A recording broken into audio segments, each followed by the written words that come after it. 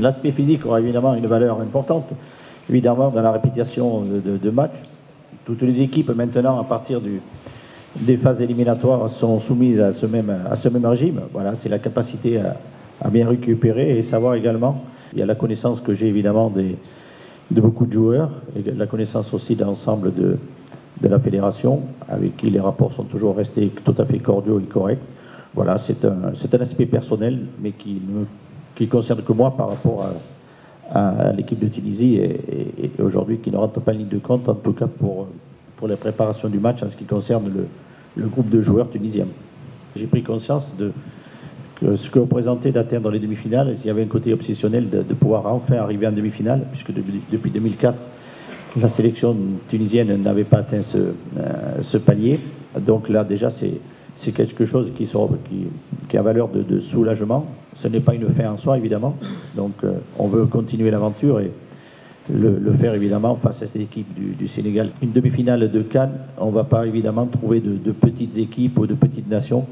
On voit les équipes qui sont là, c'est de grands pays avec vraiment des capacités de la valeur dans toutes ces équipes. Donc on est conscient de ce que représente ce match et de l'enjeu qu'il a pour la suite, évidemment. Les joueurs d'Afrique subsaharienne sont des joueurs avec des capacités athlétiques, avec de l'engagement, de la vitesse, évidemment. Et quand ça s'agrémente en plus de qualité technique, ça donne des dimensions à ces joueurs-là. Le Sénégal le démontre avec des grands joueurs. Ces grands joueurs qui sont actuellement, que j'avais en partie lancé là, quand j'étais dans mon passage au Sénégal, comme quoi il y avait pas, tout n'était pas négatif dans mon passage au Sénégal. Les caractéristiques des joueurs ne sont pas les mêmes, donc l'approche du match et la façon de gérer une équipe ne se passe pas de la même façon. On doit s'appuyer sur du collectif fort et on a moins la possibilité de compter sur des individualités que possèdent les équipes subsahariennes, comme on a pu le voir, et comme notamment le Sénégal avec un garçon comme Sadio Mané. La valeur de cette équipe est bien sûr basée sur la valeur de ces joueurs. Ce sont tous des joueurs qui ont de la grande dimension. Quand on voit l'appartenance au club, à leur club, ce sont tous des joueurs qui jouent dans des grands championnats, dans des grands clubs.